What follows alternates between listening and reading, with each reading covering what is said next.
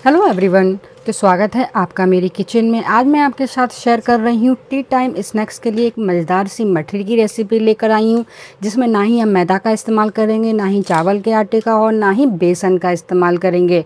और फिर भी ये मठरी इतनी हेल्दी और क्रिस्पी बनेगी कि आप इसको एक बार बनाएंगे और महीनों स्टोर कर सकते हैं आसानी से। आप इसका क्रिस्पीनेस सुन सकते हैं कि कितनी बढ़िया हमारी ये मठरी बनकर तैयार हुई है।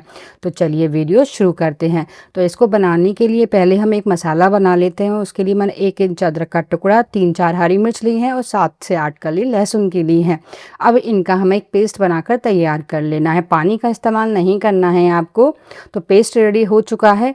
अब मैंने ये 1/4 कप मूंग दाल ली है, जिसको मैंने रात भर भिगो के रख दिया था और सारा पानी निकाल दिया है। तो 2 चम्मच दाल हम बचा लेंगे। बाकी दाल को इसी में डाल के दरदरा सा पेस्ट बना लेंगे। ध्यान रखें दरदरा ही पेस्ट बनाना है, बिल्कुल भी फाइन नहीं करना है। सिर्फ एक बार मिक्सी को घुमाना है, ज़्यादा बिल्कुल भी नहीं चलाना है। तो पेस्ट हमारा रेडी हो गया है, उसको साइड में रखते हैं। अब मैंने लिया है 2 कप ज्वार का आटा। तो आज हम इसको ज्वार के आटे से बना रहे हैं, जो हेल्दी होने के साथ साथ ग्लूटेन फ्री भी है और जब मन करे तब आप इसको बनाकर खा सकते हैं। तो 2 कप आटे का मैंने इस्तेमाल किया है, जिसको हमने छान लिया है। अब मैंने इसमें 1/4 कप सूजी का इस्तेमाल किया है, जिससे हमारी मठरी एकदम क्रिस्पी बने। तो मैंने बारीक वाली सूजी का इस्तेमाल किया है, 1/4 कप। अब इसमें हम डालेंगे 1 चम्मच जीरा और 1 चम्मच डालेंगे अजवाइन, अच्छा टेस्ट आएगा। और 2 बड़े चम्मच मैंने सफ़ेद तिल का इस्तेमाल किया है और 1 चम्मच मैंने चिली फ्लेक्स डाला है। आप लाल मिर्च का भी इस्तेमाल कर सकते हैं और 1 टीस्पून कलौंजी। और नमक डालेंगे टेस्ट के हिसाब से। तो मैंने 1.5 चम्मच नमक डाला है और थोड़े से करी लीव्स, बहुत बढ़िया फ्लेवर आता है। और 1 चम्मच मैंने कसूरी मेथी और 1/4 टीस्पून हल्दी का पाउडर, थोड़ा सा ही डालिएगा, उससे कलर अच्छा आएगा। अब इन सारी चीज़ों को हमें अच्छे से मिक्स कर देना है, जिससे आटे में जो हमने मसाले डाले हैं वो अच्छे से इसमें मिक्स हो जाएं। तो हमने अच्छे से सारी चीज़ें मिक्स कर दी हैं। अब मैंने 4 से 5 बड़ा चम्मच तेल लिया है। तो तेल आप गरम करके ही डालिएगा, क्योंकि हम जब मिलेट से बना रहे हैं ज्वार के आटे से, तो अच्छी सी बाइंडिंग भी आएगी और हमारी मठरी एकदम क्रिस्पी और खस्ता बनकर तैयार होंगी। तो मैंने 4 से 5 चम्मच तेल का इस्तेमाल किया है, एकदम क्रिस्पी बनेंगी उससे हमारी मठरी। और गरम तेल ही डालिएगा। अब इसको हम अच्छे से आटे में मिक्स करेंगे जब तक ये अच्छे से मुट्ठी नहीं बनने लगता, तब तक। अगर आपको ऐसा लग रहा है मुट्ठी नहीं बन रही है, मोहिन कम पड़ रहा है, तो आप तेल की क्वांटिटी बढ़ा सकते हैं। तो देखिए मुट्ठी बन रही है, आपको इसका टेक्सचर खुद दिख रहा होगा। बस ऐसा ही हमें इसका टेक्सचर चाहिए। तो ये हमारा आटा बन के तैयार हो गया। अब इसमें हम बाकी की चीज़ें ऐड कर देते हैं। जो हमने दाल का और हरी मिर्च का पेस्ट बना के रखा था ना, वो भी हम इसी में ऐड कर देते हैं। तो और दाल जो हमने 2 चम्मच बचाई थी साबुत खड़ी हुई, उससे क्या है मठरी हमारी देखने में अच्छी लगती है और एक क्रंच आता है। अब मैंने 1/4 कप ही सोक्ड साबूदाना लिया है, जिसको भी मैंने 4-5 घंटे के लिए भिगो के रख दिया था और सारा पानी निकाल दिया है। पानी का इस्तेमाल बिल्कुल भी नहीं करना है आपको। तो हमने सारी चीज़ें डाल दी हैं। अब इनको हमें अच्छे से मिक्स कर देना है।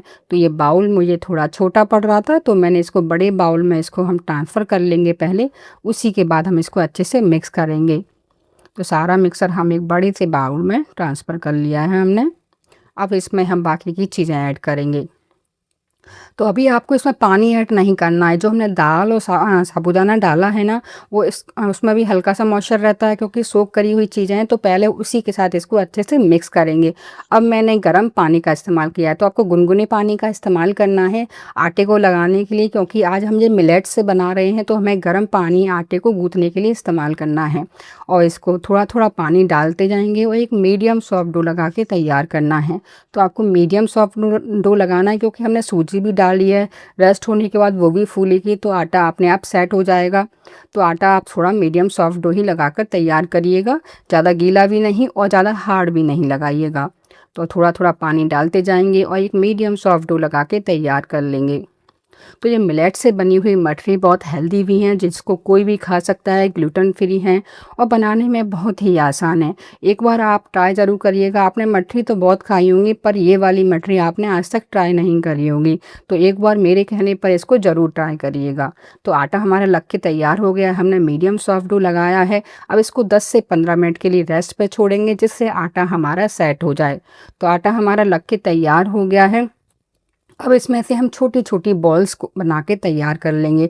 तो छोटी-छोटी बॉल्स ही बनानी है, ज़्यादा बड़े साइज़ की बॉल्स नहीं बनानी है, क्योंकि हम मीडियम चकली बना के तैयार करेंगे जिससे सारे शेप एक जैसे आएँ। तो इसी तरीके से हम छोटी-छोटी बॉल सारे आटे की बनाकर तैयार कर लेंगे। तो देखिए इसी तरीके से हम सारी बॉल्स बना के तैयार कर लेंगे। अब मैंने पॉलीथीन ली है, उसको हम ऑयल से ग्रीस कर लेंगे। इसी पे आज हम ये मठरी बनाकर तैयार करेंगे।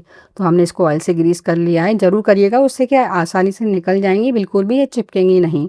तो हमने एक बार में मैं इस पे 6 रख रही हूँ बॉल्स, जिससे क्या ये एक बार में इतनी फ्राई होंगी, तो उतना ही हम इस पे बनाकर तैयार कर लेंगे। तो ऊपर से मैंने एक पॉलीथिन और रख दी है कवर करके, उसको भी मैंने ऑयल से ग्रीस कर लिया था।